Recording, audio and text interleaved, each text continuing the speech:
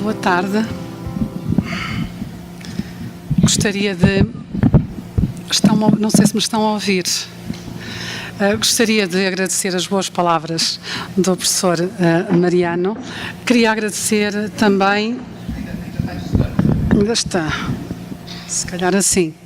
Ok, pronto. Queria agradecer também o convite para estar aqui, agradecer em particular aos professores que me convidaram, a professora Vanice, a professora Luzmara e ao professor Carlos Piovesani. Muito obrigada, é uma honra estar aqui, é muito bom também a oportunidade de rever amigos que já não vi há algum tempo, a oportunidade de fazer novos amigos e de conhecer tanta gente interessada na análise dos discursos. Por falar nisso, a minha perspectiva de trabalho é aquilo que hoje se vai designando com mais frequência a análise linguística dos discursos. Quer isto dizer que me interessa o uso e funcionamento dos discursos. Obviamente os discursos são práticas sociais e por isso este conceito de uso e funcionamento da língua vai muito além daquilo que em termos da linguística tradicional se poderia e se chama linguística. A enunciação é um dos conceitos fundamentais para o meu trabalho. Recuperando o que diz Charrodot, é o meu lugar geométrico, mas a minha perspectiva é essencialmente interdisciplinar. Quer dizer que obriga a um trabalho crítico de olhar para diferentes correntes, para diferentes teorias e encontrar aí conceitos, metodologias, práticas que me são úteis e que eu tenho que harmonizar na teoria em que vou trabalhando. A par desta interdisciplinaridade, trabalho também em transdisciplinaridade, que eu acho que é uma das vias mais produtivas que temos de fazer investigação no trabalho em equipa com especialistas de diferentes áreas. Permite-nos conjugar os saberes de cada um para fazermos um trabalho bem mais interessante. Posto isto, vou então fazer a minha apresentação, mostrar um pouco daquilo que tenho andado a trabalhar, adaptado ou focado no que é o tema deste congresso. Ora bom, no quadro histórico, social e político atual, não do Brasil em particular ou de Portugal em particular, mas do mundo, não é possível falarmos sobre questões de verdade sem nos vir atrelada a questão da pós-verdade. E eu não vou falar sobre o que é verdade, não é a minha especialidade, não é a minha área de investigação. Vou convocar algumas perguntas que andam por aí, poucas, e também algumas ainda menos respostas que também andam por aí, a propósito desta questão da verdade, que tem sido essencialmente uma questão que tem preocupado a filosofia, não só, mas a filosofia desde sempre tratou a questão da verdade, com perguntas como a verdade é universal, a verdade é plural, a verdade é subjetiva, e curiosamente estas questões continuam hoje a ser tão importantes como eram há tantos séculos atrás.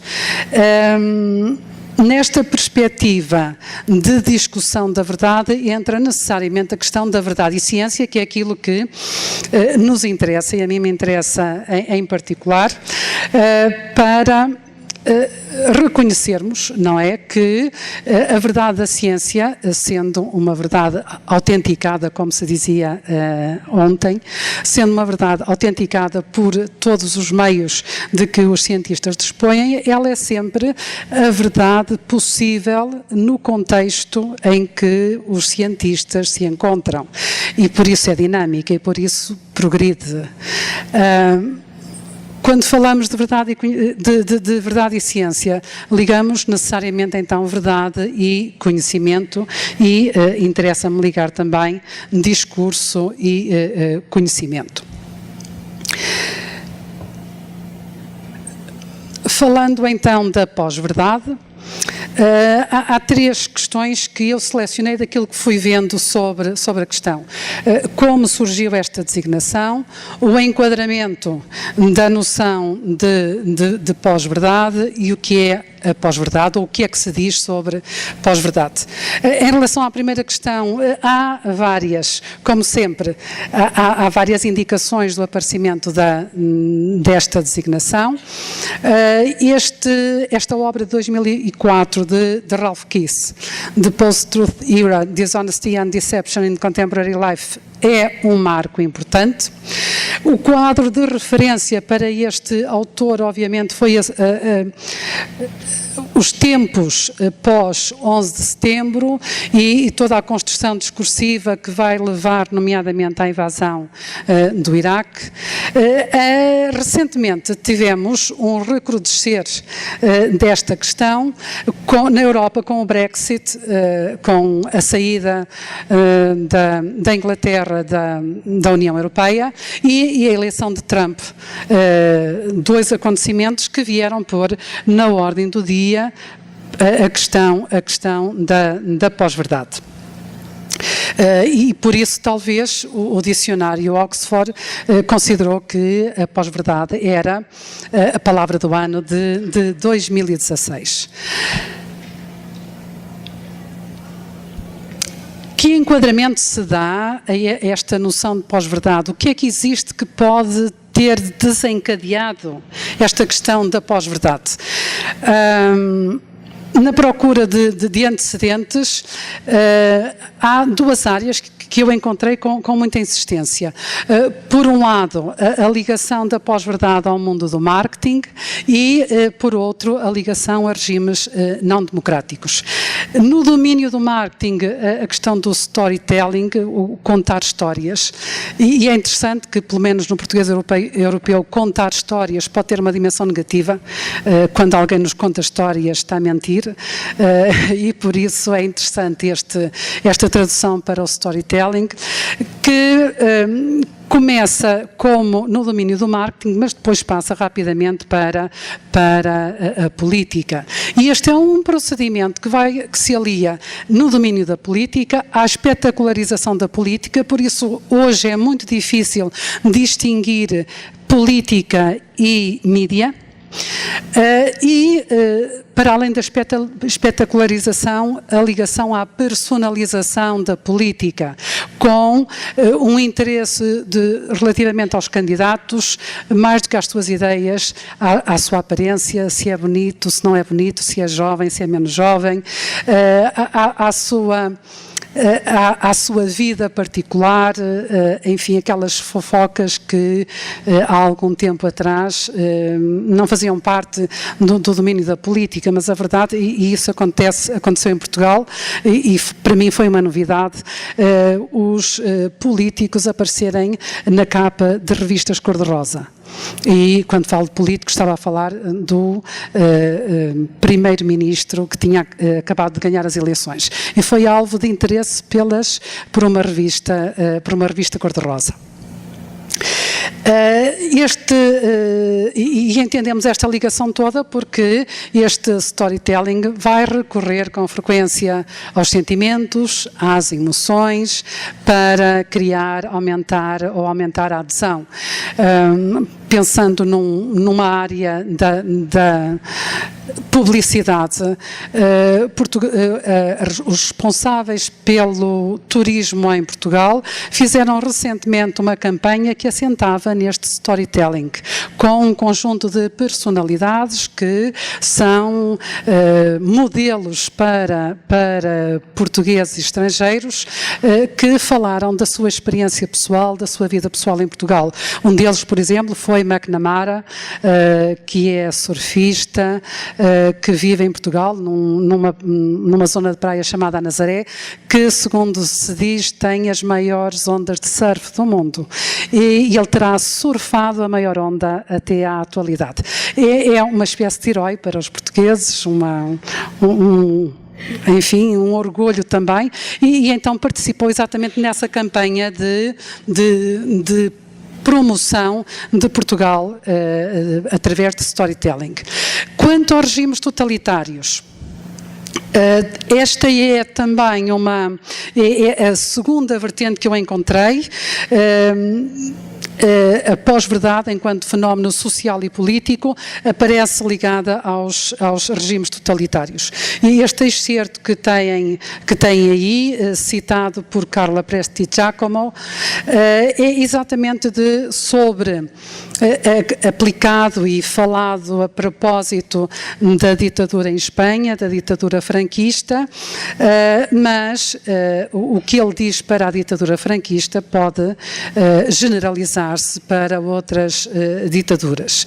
E aqui ele liga claramente pós-verdade a contra-realidade, que para ele só em sociedades totalitárias é que teria lugar. Acrescentando, ainda a propósito da ditadura franquista, que se trata, essa contra-realidade, não é, e portanto a pós-verdade, não é mais que uma falácia macrodiscursiva, criadora de uma verdade baseada na manipulação dos dados. Ou seja, a pós-verdade aparece aqui ligada à censura dos regimes ditatoriais e aparece, portanto, depois agora um outro neologismo das fake news ou da desinformação. A questão é que, da mesma forma como também para o populismo se dizia que o populismo estava ligado a regimes ditatoriais, a verdade é que nós vamos encontrar uma ligação, vamos encontrar as questões da pós-verdade em ambientes que nós consideramos que são ambientes de democracia. Ora, bom, como é que isso acontece? Que valores estão subjacentes a esta difusão de algo que em princípio estaria restrito a regimes ditatoriais e acaba por vir para regimes também democráticos? Eu fui buscar este excerto que é de um jornalista. Curiosamente é no domínio do jornalismo que existe um grande debate, curiosamente ou nem tanto assim, um grande debate sobre o que é pós-verdade. Para muitos esta pós-verdade significa na verdade um pós-jornalismo, e há um dos jornalistas que diz que os responsáveis por esta difusão deste clima de pós-verdade têm culpas nos investigadores das ciências sociais. Ora bom, foi a partir daqui que eu comecei a fazer a minha análise e a achar interessante. Porquê? Porque, como ele diz, o facto, deixem-me voltar atrás, porque os investigadores nas ciências sociais esticaram até ao absurdo a teoria estimulante da construção social da realidade. Ora bom, esta construção social da realidade, portanto, assenta na recusa da existência de uma verdade, a verdade. Há apenas versões e interpretações alternativas, os discursos não replicam a verdade, constroem-na, mas é verdade que também que esta perspectiva tem a ver com uma interpretação radical. A interpretação radical que subjaz, por exemplo, esta afirmação de Pierre Bange, quando diz que nós não podemos ter a certeza do que é que um locutor quer dizer através de uma enunciação. É uma aporia porque se nega a si própria, não é? Portanto, também não sabemos o que é que ele quer dizer com isto. De qualquer forma, podemos colocar a questão se a pós-verdade não terá encontrado um terreno fértil neste relativismo radical que aqui nos é apresentado. A terceira questão, o que é a pós-verdade, o que é que se diz sobre a pós-verdade? Duas características aparecem com frequência: a secundarização da verdade e o recurso a emoções. Eu vou passar aqui estes 3 exemplos para avançar um pouquinho mais, senão daqui a pouco Mariano manda-me calar. O que se diz é que os factos objetivos têm menos influência para modelar a opinião pública do que os apelos às emoções e às opiniões, que a questão não é que a verdade seja falsificada, mas que seja secundária para muita gente, deixou de ter importância, e que esta verdade, quando existe, é uma verdade subjetiva, própria de cada indivíduo, portanto já solipsista. O que podemos dizer é que nestas perspectivas todas sobressai esta ideia. A secundarização da verdade é a banalização da mentira. Relativamente às emoções, o papel das emoções na construção da verdade. Como nós já ouvimos aqui de manhã, e portanto muitíssimo bem, e eu por isso não vou repetir, as emoções têm sido estudadas, têm sido apontadas como fator importante na construção discursiva desde Aristóteles. Relativamente à pós-verdade, então não haveria nada de novo, a não ser a intensidade desta presença. A emoção vem primeiro que os factos e vem até em vez deles. Esta pós-verdade tem ainda uma outra característica, é que apela com muita frequência, não sempre, mas apela com muita frequência a emoções negativas. E enquanto apela a emoções negativas, liga-se a um outro problema atual, que também não é novo, mas que tem recrudescido aquilo a que nós designamos como discurso de ódio.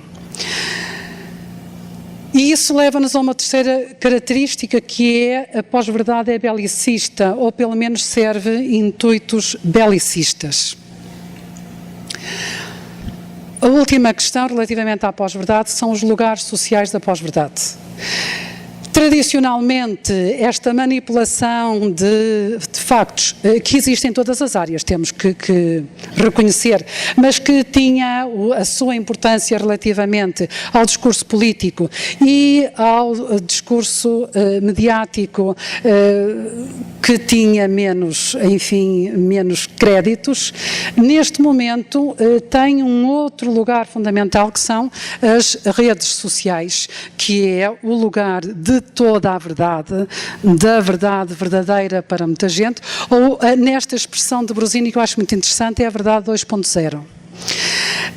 E eu tenho aqui exatamente uma quadra de uma canção de um rap português, onde se fala deste sentir das redes sociais como lugar de toda a verdade.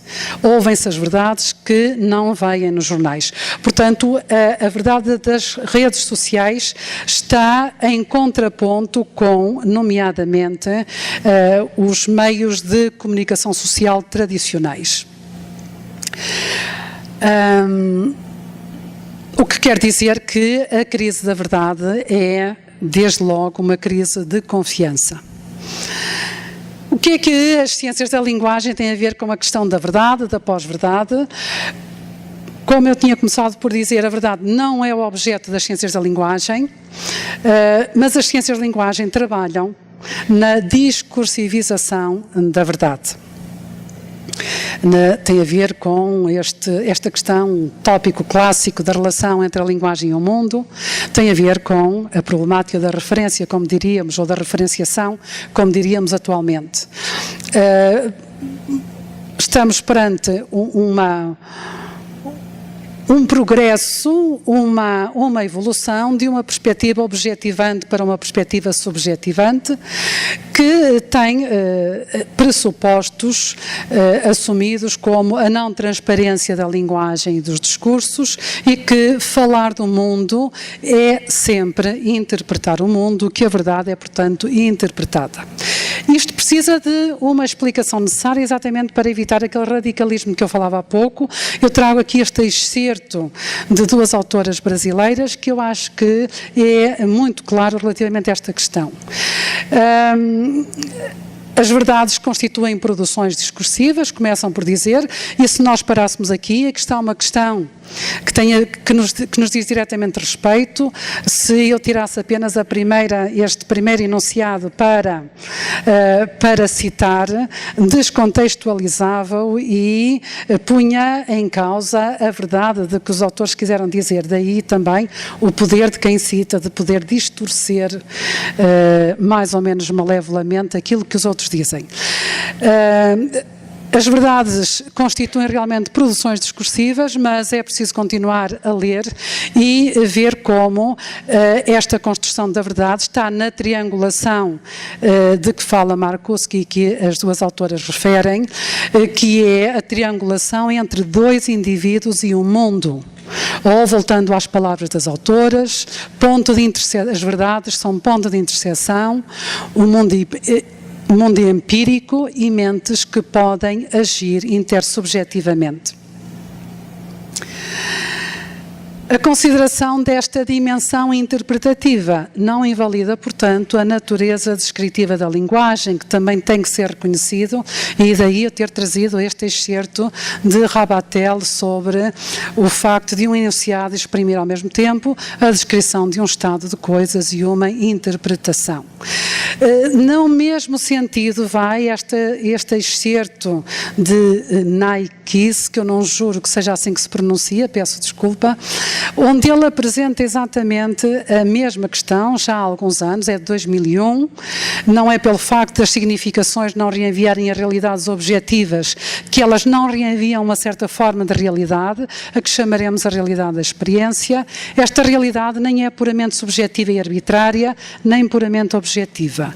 É uma realidade interacional, inseparavelmente subjetiva e objetiva. Em suma, a construção discursiva da realidade não é aleatória, é feita segundo regras e constrições, nomeadamente de natureza cognitiva, de natureza social, de natureza histórica, cultural, de natureza linguística, discursiva, no conceito de língua de que eu falava há pouco, e da realidade representada. Significa que se a verdade construída no discurso não é a verdade, também não é qualquer verdade. Como é que as ciências da linguagem têm teorizado a questão da verdade? Tem sido a pragmática. Ora bom, as teorias pragmáticas que ligam a verdade no discurso, a verdade do dito, analisam-na e teorizam-na a partir do locutor, com o princípio da sinceridade de Austin, com as máximas da qualidade e da quantidade, nomeadamente de Grice, com os trabalhos de Brandonnet e de Ducrot, em que o locutor se porte garant da verdade que é dita, o locutor garante, é o garante da verdade, é garante, portanto, de um valor de verdade num quadro que é um quadro epistémico, porque em que ele é colocado, o locutor, como responsável, na origem do saber, como responsável do saber que é partilhado, que ele partilha numa determinada interação. Significa, portanto, que a verdade é apresentada como conhecimento. Importa saber então como é que o locutor discursiviza, põe em cena a verdade, a sua verdade e a verdade dos outros. Esta poderá, se calhar, ser, não sei, a responsabilidade das ciências da linguagem e da análise do discurso relativamente à tal questão da pós-verdade. Eu vou agora falar um pouquinho especificamente sobre os modos de construção da verdade dos outros pelo locutor e necessariamente da sua verdade também. Não podemos distinguir a construção da verdade dos outros da construção da verdade do locutor. Há marcas dessa construção no discurso, no modo como, nomeadamente, o locutor assume a responsabilidade e enunciativa das vozes que traz para o discurso, partindo, portanto, do princípio de que todo o discurso tem um locutor responsável. Isso torna importante um conceito que é o da responsabilidade enunciativa. Definido de uma forma muito ampla a responsabilidade enunciativa como o posicionamento do locutor face às escolhas que realiza e na adequação aos objetivos que persegue e à situação em que está em interação. Esta questão, a construção da responsabilidade enunciativa é um processo heterogéneo, é um processo complexo, envolve vertentes interrelacionadas que têm a ver com a gestão da construção e da estruturação discursivas e com a relação que o locutor estabelece com as vozes que convoca. Isso levou-me a falar da responsabilidade enunciativa, subdividida em duas categorias, responsabilidade enunciativa 1 e responsabilidade enunciativa 2. A responsabilidade enunciativa 1 decorre do facto de o locutor gerir o discurso, portanto, desde o momento em que nos assumimos locutores, assumimos a responsabilidade da gestão do discurso, claro que sempre em interação com o outro. A responsabilidade enunciativa 2 faz parte e deriva da anterior, tem a ver com as relações que o locutor traz estabelece com as vozes que traz para o discurso. O locutor escolhe posicionar-se de uma determinada forma relativamente a uma voz que traz para o discurso, pode concordar, pode discordar, pode fingir uma neutralidade. De qualquer forma, mesmo quando não assume, quando se afasta, quando discorda, quando ele se desresponsabiliza, ele não deixa de ter a responsabilidade de ter convocado essa voz e, portanto, sempre mantém essa dimensão da responsabilidade. Esta responsabilidade enunciativa é relativamente à verdade do que é dito, mas é também relativamente a outros valores e está associada a uma vertente axiológica, porque sempre tem na base uma dimensão avaliativa, pelo que é importante em termos da orientação argumentativa do discurso. Vou centrar-me sobre o discurso político. Ainda tenho 15 minutos, está bom. Vou centrar-me sobre o discurso político, analisando uma notícia, sobre o discurso jornalístico, analisando uma notícia que tem a ver com a política portuguesa. O discurso político é fundamental porque é um tipo de discurso que é estruturador da sociedade, estruturado por ela também, convoca, como eu tinha dito, de forma sistemática, a questão da verdade jornalística. Dentro daquilo que é o discurso jornalístico, tradicionalmente se distingue géneros de informação e géneros de comentário. Eu iria centrar-me sobre um género de informação, entendendo exatamente, porque dada a subjetividade inerente, que se trata mais, não de uma oposição entre géneros objetivos e géneros subjetivos, mas de um contínuo entre géneros objetivantes e géneros subjetivantes. Para falar aí de analisar uma reportagem. O discurso jornalístico de informação pretende ser objetivo, este é um desejo. Esta pretensão regula o trabalho jornalístico, aparece frequentemente expressa a objetividade da informação e por isso muita gente diz que é o espelho da sociedade. Esta é uma metáfora que se calhar seria de evitar porque não há transparência dos discursos. A verdade jornalística é uma verdade interpretada, muitas vezes é uma verdade distorcida, como já ouvimos aqui mais do que uma vez. Não deixo de reconhecer, como outros autores, que este desidrato de objetividade é uma utopia necessária, fundadora para o discurso jornalístico, que tem consequências, e isso me interessa, na organização discursiva com impacto na construção do saber sobre o mundo. De muitas categorias que poderia abordar aqui, vou centrar-me sobre o discurso relatado, para aprofundar algumas questões, relembrando que a importância do discurso jornalístico na estruturação da sociedade tem a ver com nos apresentar uma verdade que é socialmente marcante, uma verdade, não a verdade, socialmente marcante, e sobretudo com o trabalho que fazem os jornalistas. Os jornalistas criam condições de lisibilidade. Eu peço desculpa por este neologismo, mas eu não quis pôr legibilidade, que tem a ver muitas vezes com questões até mais de caligrafia, por exemplo. Não, criar a possibilidade de lermos os acontecimentos. Propondo, portanto, uma representação do mundo, como eu disse, pretende que seja objetivante, não é a objetividade tal e qual. Como é que se faz isso? Que estratégias usa o discurso jornalístico?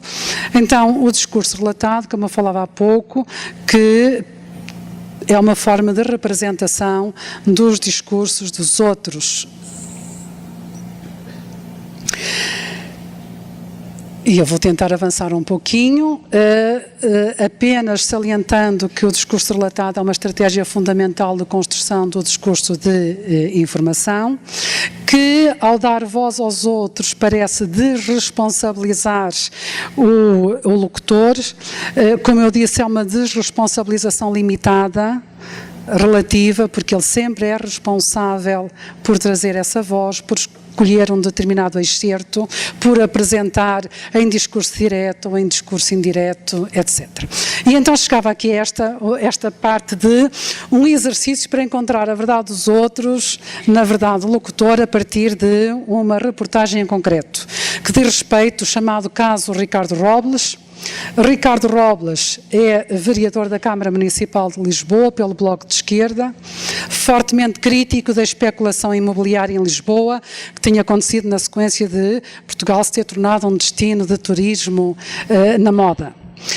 Juntamente com a irmã, adquiriu à Segurança Social um velho edifício numa zona nobre de Lisboa, em Alfama, um dos bairros históricos de Lisboa, comprou por 347 mil euros, gastou cerca de 1 milhão de euros em obras e pôs à venda por 5 milhões. Obviamente que não foi para os inquilinos que lá estavam antes, mas para outros que pudessem pagar estes preços. A notícia foi dada a 27 de julho passado no Jornal Económico. A reportagem que trago é de 4 de agosto. Tem por título Robles não informou BE que queria vender, assinada por 2 jornalistas, Carlos Diogo Santos e Cristina Rita, e publicada no Semanário Sol, que é um semanário de centro-direita. É esta a reportagem. E eu comecei por destacar o título e o subtítulo, porque, como nós sabemos, uma parte significativa dos leitores só lê isto. Já não chega a ler mais do que isto. A partir daqui, mas depois lendo toda a reportagem, ela está marcada pelo apagamento de locutores, portanto ao serviço da tal objetivação do discurso, não significando desresponsabilização nem objetividade total. O que há a salientar neste título e subtítulos que são fundamentais? É constituído apenas por asserções que veiculam uma determinada pressuposição de verdade. É usado um léxico técnico, infrações, contestar, benefícios fiscais, financiamento, que permite criar uma factualidade através dos 2 processos, um valor genérico, um efeito pragmático de objetividade. Apenas aparece uma voz indeterminada, uma voz coletiva, ficou a saber-se que, e que escondeu a venda ao Bloco de Esquerda. E aparece apresentada como um conhecimento partilhado. Efetivamente trata-se de uma reportagem que recupera um conjunto de notícias que tinham sido dadas anteriormente. O apagamento enunciativo existe, é saliente, claro que não é total, nomeadamente as indicações temporais, esta semana até agora, que tem a ver com o facto de ser discurso jornalístico, que tem que manter uma determinada atualidade e por isso estas marcas são importantes. O juízo avaliativo no I, que escondeu a venda ao BE, não deixa também de mostrar que esse apagamento não é total. No corpo do texto são convocadas outras vozes, cria-se uma espécie de um drama dialógico que não inclui explicitamente o locutor. Ele está sempre apagado. Ricardo Robles é o tópico principal da reportagem, sucessivamente referido como vereador cessante, Ricardo Robles, ex-autarca, autarca de missionário. Estas formas de tratamento do locutivo são formais, marcam um distanciamento e, por outro lado, a recategorização que é feita deste objeto de discurso evidencia o seu estatuto político, criar a tal objetividade, o tal distanciamento. Os outros autores convocados são entidades coletivas credíveis, instituições públicas e meios de comunicação social que integram a chamada imprensa séria. A Direção-Geral de Património Cultural, a revista Sábado, o Jornal I e o Semanário Sol, a voz institucional dos locutores jornalistas, que apenas assume a função de alocutar e aparece apenas uma única vez, explicou ao Sol. Este é um procedimento de construção discursiva que visa assegurar, portanto, objetividade, credibilidade e, por consequência, garantir a verdade dos conteúdos veiculados. Quanto ao modo de presença destas vozes, há 10 excertos de discurso relatado. O discurso direto, não na sua forma canónica, aparece bastantes vezes. Tem aqui um exemplo.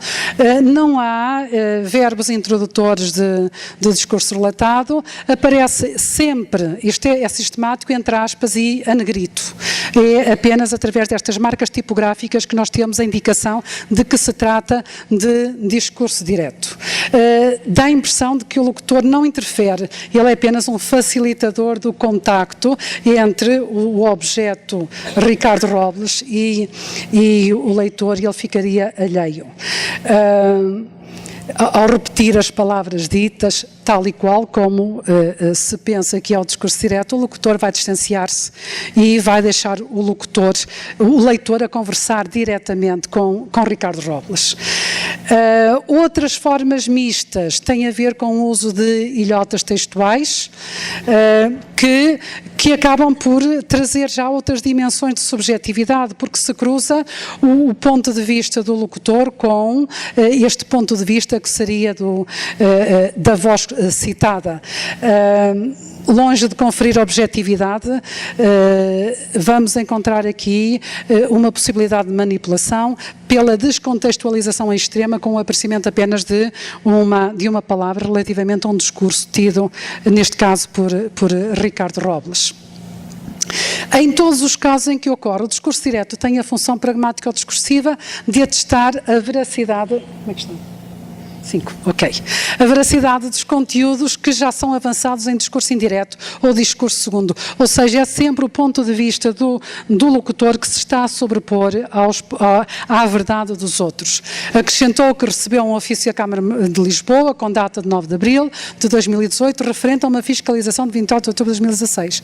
Tinha 15 dias, etc, etc, lá vem essa dimensão de explicar, de atestar que é verdade aquilo que foi dito.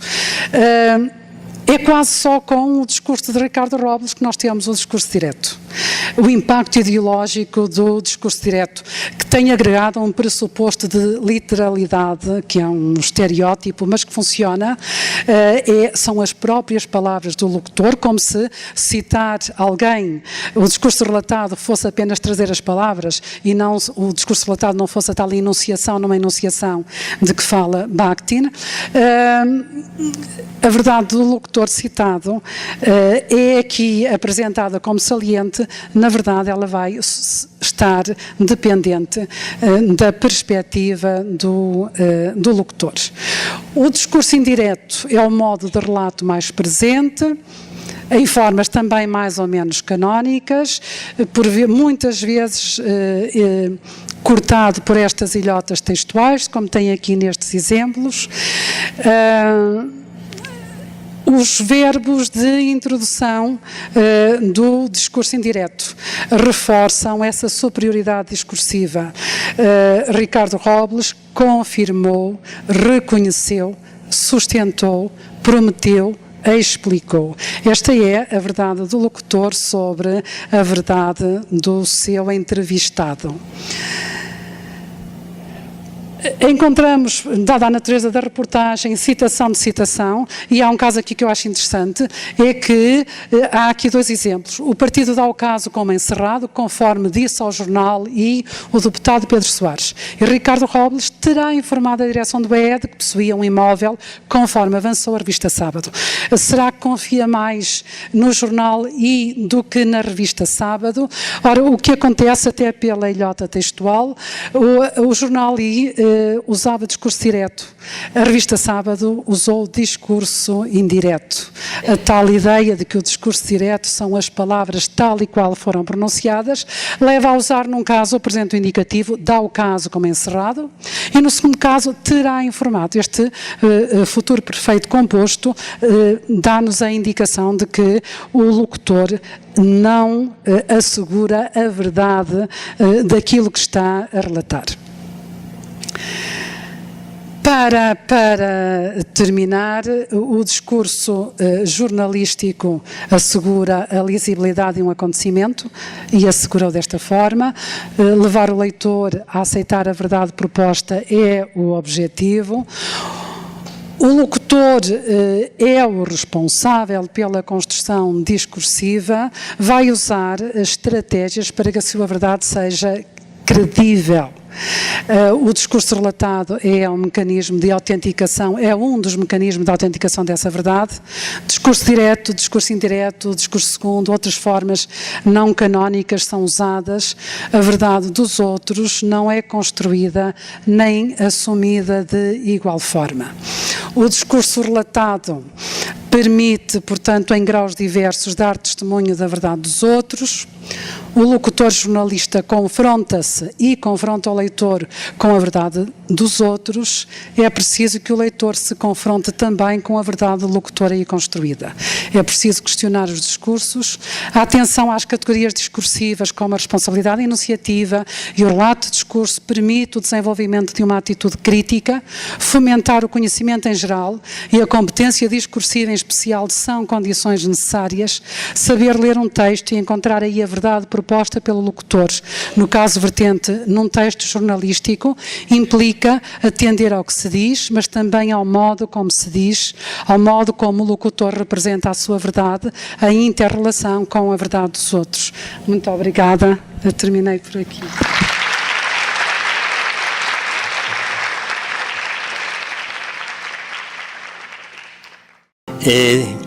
Quero primeiro agradecer a Universidade de São Carlos por sua generosa invitação, os organizadores deste colóquio, a comissão organizadora, a comissão de apoio técnico à organização, a comissão científica e, mais especialmente, a doutora Luzmara Cursino, com quem estive em contato por internet e fisicamente em muitas oportunidades.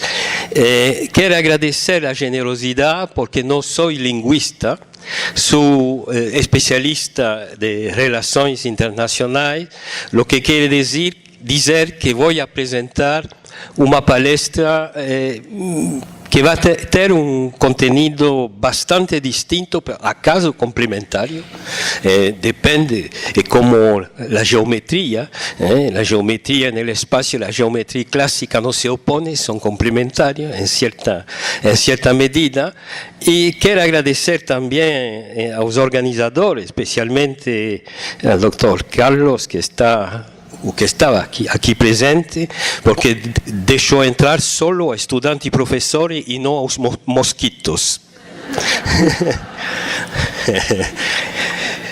Bom, vamos a falar de coisas mais sérias. Quero falar-lhe da visão que uno pode ter de América Latina desde Europa, con su permiso en español, pero tenemos un moderador perfectamente bilingüe que podrá ayudar en caso de problemas, porque mi portugués es bastante elemental y no puede permitirme presentar a mi palestra en su idioma. Entonces voy a intentar de hablar relativamente lentamente para que todo el mundo tenga posibilidad de comprenderme. ¿Por qué este interés mío para América Latina? Está saliendo de algo que me sorprendió muchas veces. En los estudios de relaciones internacionales, en mi país, en Francia, no existe América Latina. En los medios de comunicación muy poco. Aparece América Latina, yo diría, cuando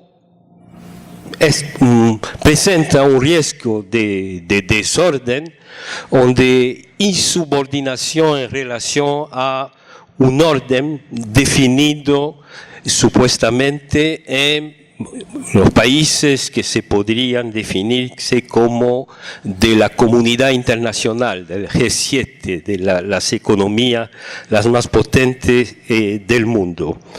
A partir de este punto de salida, empecé a reflexionar cómo apareció el continente americano en la historia del mundo.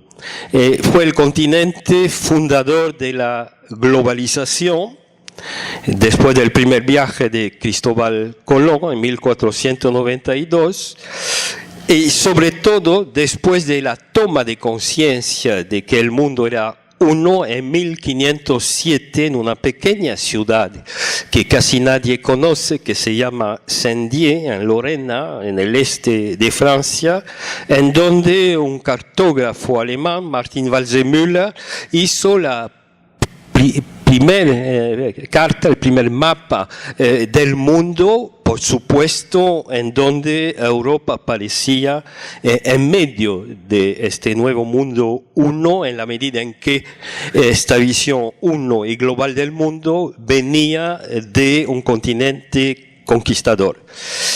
Después, el segundo punto de reflexión es que esta soberanía exterior sobre América Latina se mantuvo hasta hoy día con algunos cambios, con una pasación de una potencia dominante a otra, a tal punto que se podría decir que América Latina fue, de cierta manera, el revelador de un liderazgo internacional. Tercer punto de esta introducción, esta realidad geopolítica de subordinación a potencia exterior fue siempre contestado desde América Latina, fue rechazada de distinta manera, con teorías políticas, literatura, surgimiento de movimiento nacionalista, adhesión al multilateralismo diplomático, pero todos estos intentos en cierta medida fracasaron. Entonces voy a desarrollar a partir de estos 3 puntos de la introducción una reflexión también en 3 puntos. Estamos volviendo a lo que decía anteayer en otro lugar, pero dentro de esta universidad. El primer punto que podría ser la tesis, una fotografía de la permanencia de una dominación exterior cambiante, acompañado de una legitimación intelectual que podría llamarse la razón de la verdad del más fuerte. Segundo punto, antítesis, vino de parte de los países latinoamericanos una aspiración soberana, histórica y compartida por todos los países, pero siempre frustrada. Fue la razón frustrada de los países subordinados. Y el último punto que quiero desarrollar en conclusión, intentar entender la mecánica de lo que pasó, sobre todo en los últimos años, entre 2000 y 2016, 2000 la llegada de Hugo Chávez al poder en Venezuela, 2016 la destitución de la presidenta de Brasil, Dilma Rousseff, un momento de cambio posible en la situación de América Latina en el mundo y de cambio perdido. Entonces, el primer punto que voy a abordar con ustedes es la fotografía de la permanencia de una dominación exterior durante 5 siglos, pasando de un primer tiempo de las potencias colonizadoras, España-Portugal, a la potencia económica mayor después de las independencias, Inglaterra, y del siglo XX a Estados Unidos, con una situación más confusa en estos primeros años del siglo XXI.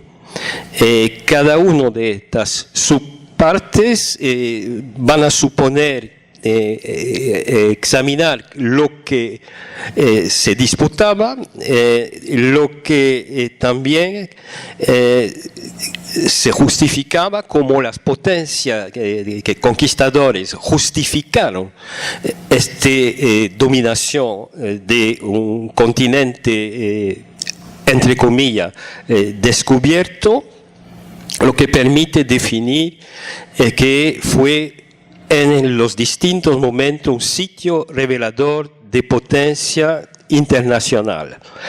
En el momento colonial, entonces España y Portugal, como usted lo sabe, se repartieron tierras supuestamente descubiertas, llamando como moderador el equivalente de las Naciones Unidas hoy día, el moderador europeo, que era el Papa.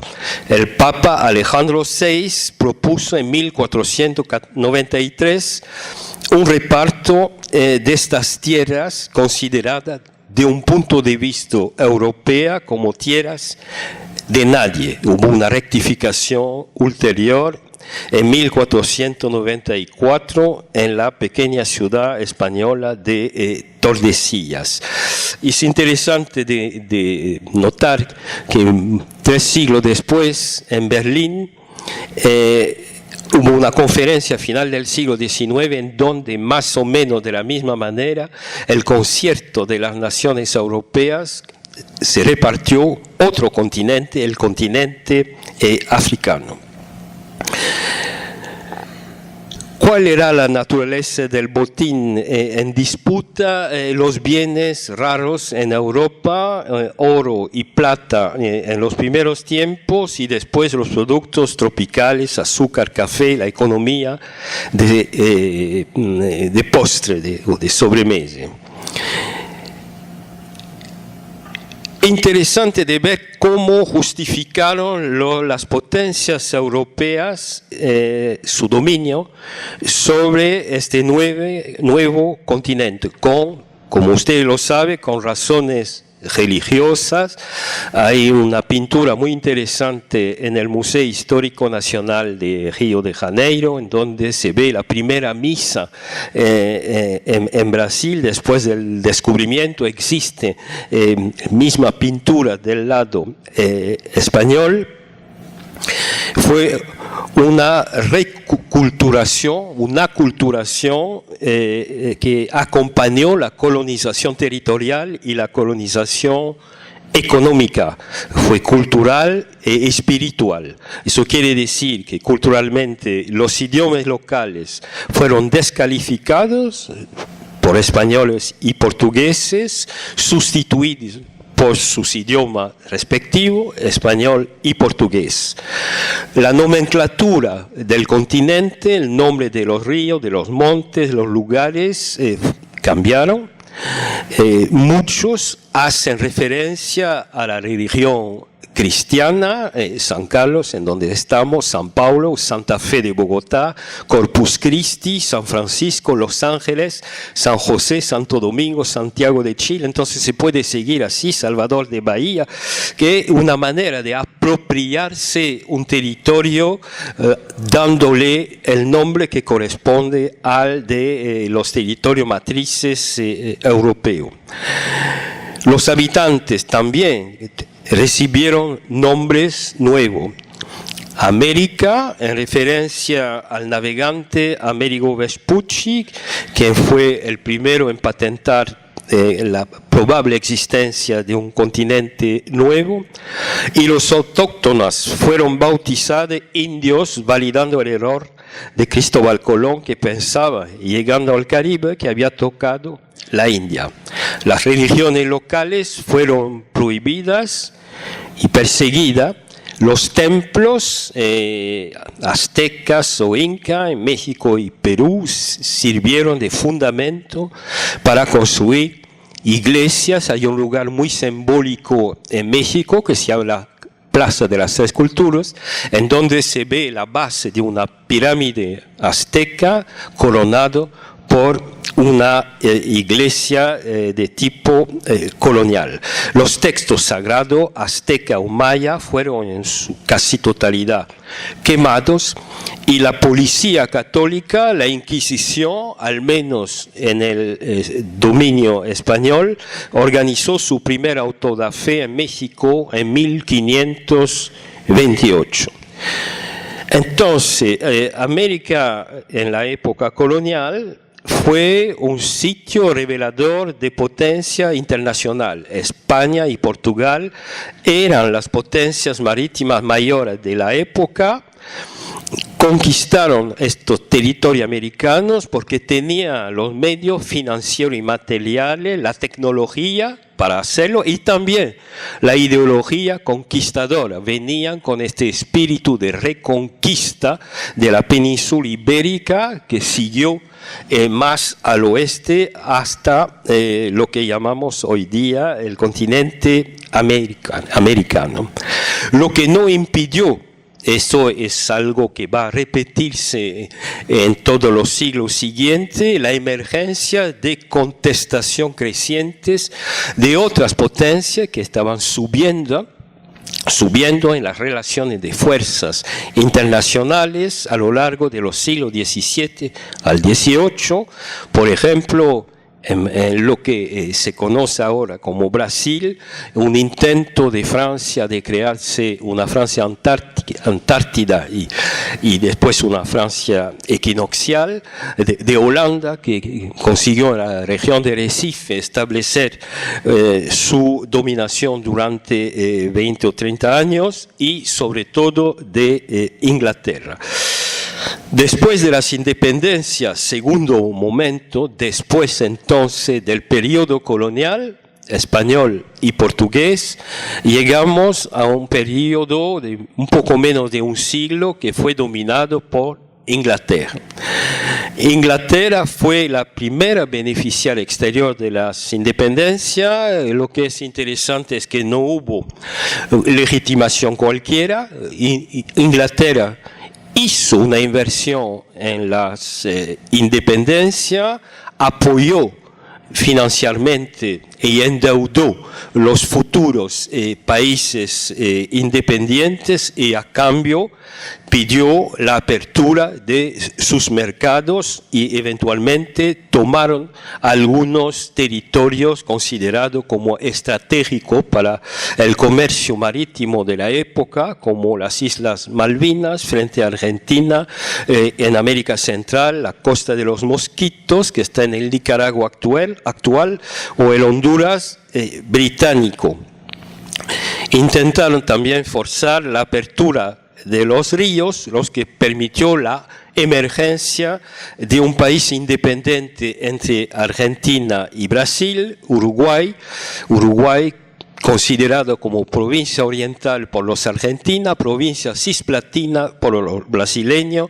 Entonces los ingleses pusieron todo el mundo de acuerdo, como lo hicieron en Europa con Bélgica, creando un estado que le permitió tener un acceso más fácil al río de la Plata, y entonces entrar en los mercados del cono sur.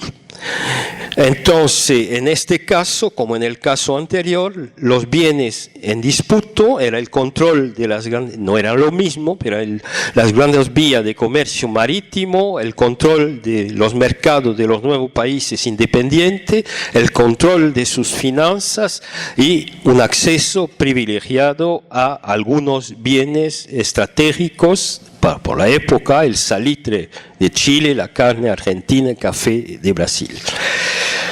¿Cuál fue el sitio de América Latina en este momento inglés? Son estados latinoamericanos con independencia aparente, bajo una dominación económica británica reveladora de la jerarquía de potencia internacional en la época.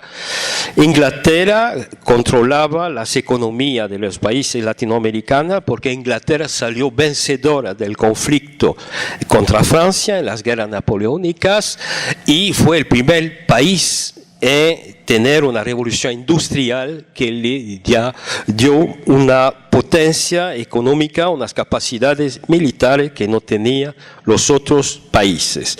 Lo que no impidió, como en los siglos anteriores, la emergencia de otras potencias en el continente americano. Francia intentó crearse un protectorado en México de 1862 a 67, construir en Panamá, y no lo consiguieron, un canal interoceánico, y sobre todo asistimos durante la segunda parte del siglo XIX a el auge de la potencia de un nuevo país, Estados Unidos de América del Norte, que obligó a los ingleses a firmar en 1850 y 1901 acuerdo de reparto compartido de la riqueza del continente americano. Llegamos en el siglo XX. El siglo XX presenta las mismas características, pero con una potencia dominante distinta, los Estados Unidos. Lo interesante es que, a diferencia de Inglaterra, los Estados Unidos construyeron una serie de teorías que les permitió legitimar su dominación sobre sus vecinos del sur, de América del Sur. Todo el mundo está al tanto, conoce la existencia de la doctrina del presidente Monroe en 1823, que fue la primera etapa, el continente americano a los americanos, y los europeos no tienen que entrar en este continente. En el momento de la anexión de Texas, en 1845, apareció la doctrina del destino manifiesto, que fue elaborado por un periodista, O'Sullivan, en distintas revistas, y que quedó como una doctrina en donde se justificó la anexión de Texas porque los mexicanos eran incapaces de desarrollar esta tierra que les había ofrecido el Ser Supremo. Después hubo la invención por Frederick Jackson Turner, en su libro La frontera en la historia americana, de la doctrina de las fronteras que se mueven, movediza, en nombre de la civilización, que prolonga de cierta manera el concepto ibérico de descubrimiento. Unos años más tarde, otro presidente norteamericano, Theodore Roosevelt, el 6 de diciembre de 1904, elaboró una doctrina, un corolario a la doctrina Monroe, directamente intervencionista, en la que legitima de parte de los Estados Unidos la injerencia dentro de países que tendrían un comportamiento irrespetuoso en materia de economía o de deuda. Después de la Segunda Guerra Mundial, las teorías intervencionistas que permitían legitimar una intervención de los Estados Unidos fue las del contenimiento del comunismo, con la elaboración de doctrinas conocidas, la doctrina de la seguridad nacional, que fueron aplicadas en los países del Cono Sur, o de la reversibilidad de las dictaduras militares anticomunistas, según la llamada doctrina Kirkpatrick, que fue asesora del presidente Reagan y su embajadora en las Naciones Unidas, que partía del concepto según el cual las dictaduras comunistas no eran reversibles, las dictaduras del Cono Sur sí lo eran, entonces se podían apoyarlas. La aplicación de estas doctrinas fueron de dos tipos: una aplicación militarizada, que justificó la anexión de la mitad de México en el siglo XIX, en 1848, una guerra con España en 1898, que permitió a Estados Unidos echar a los españoles de Cuba, Puerto Rico, Guam y en Pacífico, Guam y Filipinas. Presiones militares contra Colombia en 1903, apoyo a la independencia de la provincia colombiana de Panamá, seguida unos días más tarde de la cesión indefinida de una zona territorial en donde los Estados Unidos construyeron un canal interoceánico en propiedad al 100% y de manera indefinida, según el tratado firmado en 1903. Y ulteriormente, hasta 1934, una serie de intervenciones militares en los países del Caribe, en los países de América Central, para exigir en la mayoría de los casos el pagamiento de una deuda. Estas intervenciones suspendidas hasta el final de la Segunda Guerra Mundial empezaron de nuevo, volvieron a empezar para contener, según la teoría, la legitimación del discurso gubernamental norteamericano, la posible influencia de la Unión Soviética con intervenciones militares en la isla de Granada, en Panamá, o indirecta en Guatemala, República Dominicana, en Chile. El apoyo a los militares de la Seguridad Nacional que tomaron el poder en los distintos países del Cono Sur. Hubo también una utilización y creación de instrumentos de dominación no militarizado. Instrumentos diplomáticos fueron creados, organizaciones panamericanas como las conferencias panamericanas, y a partir de 1948 la Organización de los Estados Americanos y sus dependencias diversas, cuya sede está en la capital de Estados Unidos, en Washington. Instrumentos comerciales, hasta Donald Trump al menos, el Tratado de Libre Comercio de América del Norte, la Facilidad Andina, el control de sectores clave de las economías de algunos países latinoamericanos, sobre todo en lo que se llama en América del Norte, la América Media, de Colombia hasta la frontera norte de México, petróleo, banano, por ejemplo, y también el desarrollo de instrumentos de formación y de pensamiento militar, para tener cuadros formados con elementos de pensamiento que venían de Estados Unidos, como la Escuela de las Américas, que fue creada en 1946. Paralelamente, instrumentos de formación con pensamiento liberal, con becas acordadas para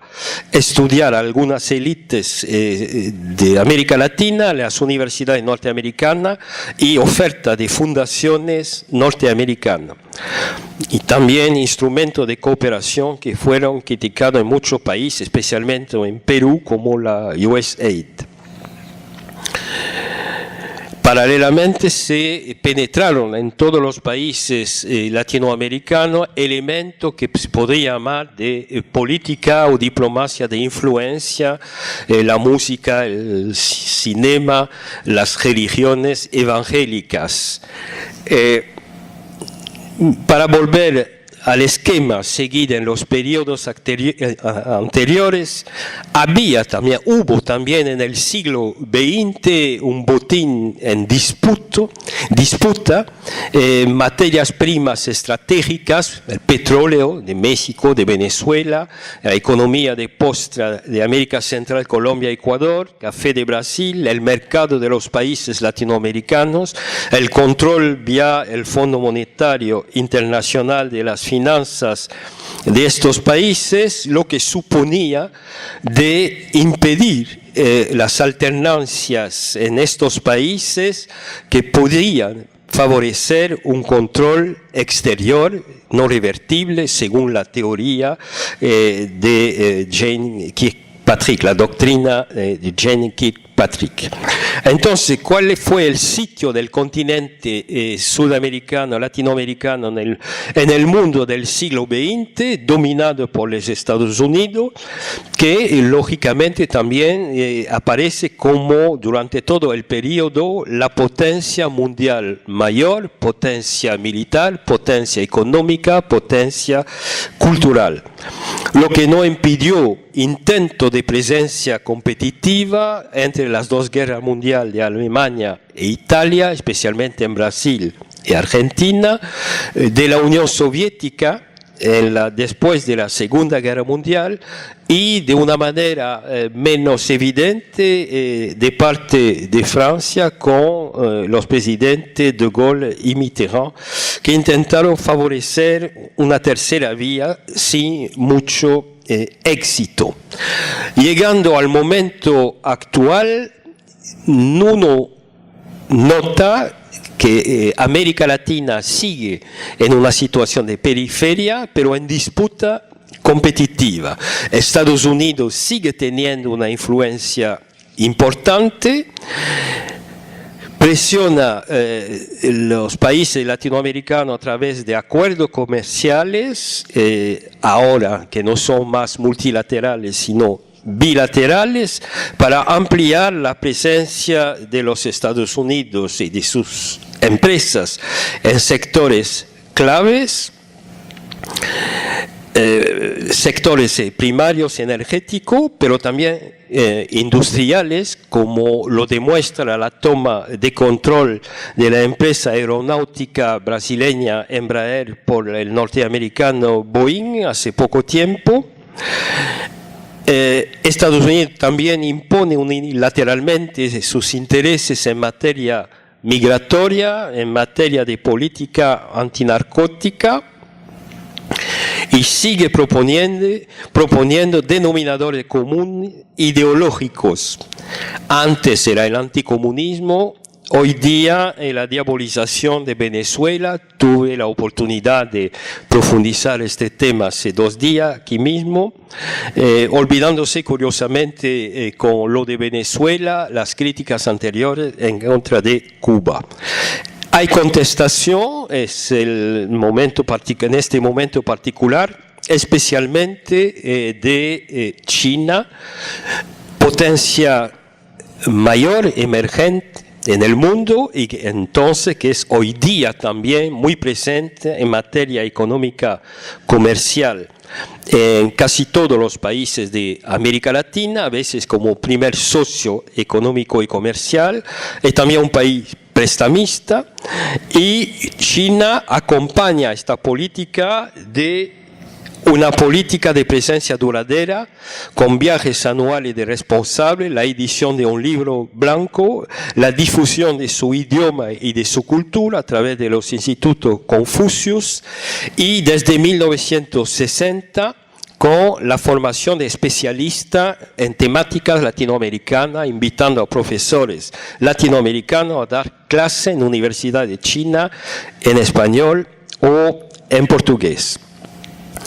El botín en disputa es el mismo que en el espacio en el siglo XX, y el sitio de América Latina sigue un sitio tutelado en parte por Estados Unidos, en parte por los organismos técnicos que dependen de la comunidad internacional, entonces de forma importante de Estados Unidos, el FMI, la OCDE, la OEA, y también tutelado por los medios de comunicación de masa globales, que son integrados en el espacio de un discurso único.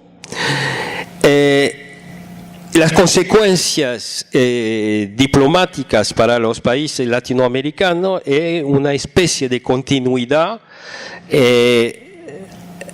detrás de la diplomacia del país dominante, la participación de Argentina en la operación Escudo del Desierto en 91 en contra de Irak, la participación de 4 países latinoamericanos en la invasión norteamericana de Irak en 2003 y en los conflictos diplomáticos recién con Corea del Norte, por ejemplo, Perú y México expulsaron en septiembre de 2017 los embajadores de Corea del Norte, México y Lima, como en el Próximo Oriente, cuando Donald Trump decidió desplazar la embajada de Estados Unidos de Tel Aviv a Jerusalén. 2 países latinoamericanos siguieron también este movimiento. Como consecuencia, Argentina en 1998 fue admitido en el espacio de países aliados importantes de Estados Unidos extra OTAN. Colombia lo fue el 31 de mayo de 2018. En el tiempo que me queda, parece que me queda relativamente poco, 7 minutos, bueno, vamos a acelerar. En el segundo punto que quería abordar, también la antítesis, la razón de los subordinados, de los latinoamericanos que siempre se opusieron a esta dominación exterior durante 5 siglos.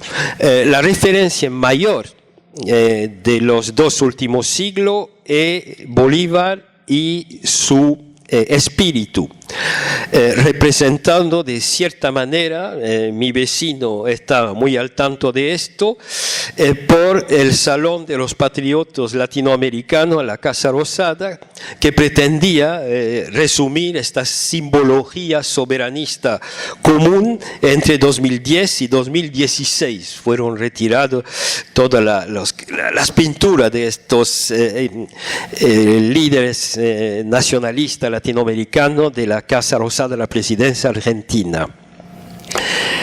Bolívar fue y es un referente ideológico para los que defienden las soberanías nacionales y colectivas.